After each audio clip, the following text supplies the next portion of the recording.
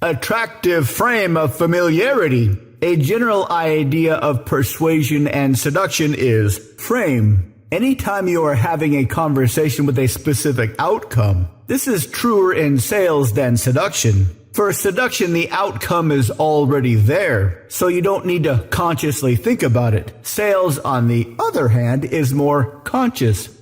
Nobody is going to automatically like a car or a house just because. When people are shopping for big-ticket items, they generally have a few solid criteria in mind. But for seduction, it's more or less automatic. Girls like guys. Guys like girls. This is why there are 8 billion people in the world. A guy talks to a girl with a pretty confident frame. The girl talks to the guy with a pretty confident frame. Guys liking girls and vice versa is a natural outcome. Despite beliefs in things like soulmates, it's pretty easy for most guys to like most girls, and most girls to like most guys. It doesn't seem like this now, but it's always been this way. For most of human history, for any guy or gal, there were very few opportunities. So way back then, people hooked up with whoever they had a chance to. The idea of dating around for a few years before settling down is something new. Something our brains don't really know how to handle, which is why modern dating is so difficult. It makes it seem like we are doing something conscious like shopping around for the ideal house or car. But this is opposite to how our collection of love instincts work. First, we feel a sense of attraction for the opposite sex. Then we find out about each other. And our love instincts, which include all our biases, start to reverse engineer what we think about them, so the relationship would last. Today we do it backwards.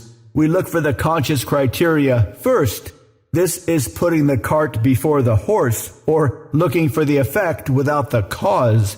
What is the cause? Natural, deep, ancient, male-female attraction. This is why the idea of outcome independence is ideal in romance, but not so much for selling cars and houses. The ideal frame of mind for talking to a potential romantic partner is to assume familiarity. Forget about trying to impress them or be impressed by them.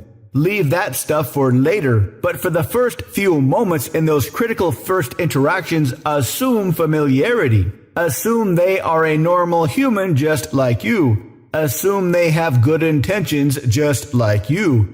Assume they have social anxiety just like you. Assume they have tons of worries and anxieties about life just like you. This is easy to assume because they are all true. This can be hard to remember, but you can build this in with a kind of meditation, one that will help you find familiarity and friendship in everybody you cross paths with. To learn how, visit mindpersuasion.com/3x3.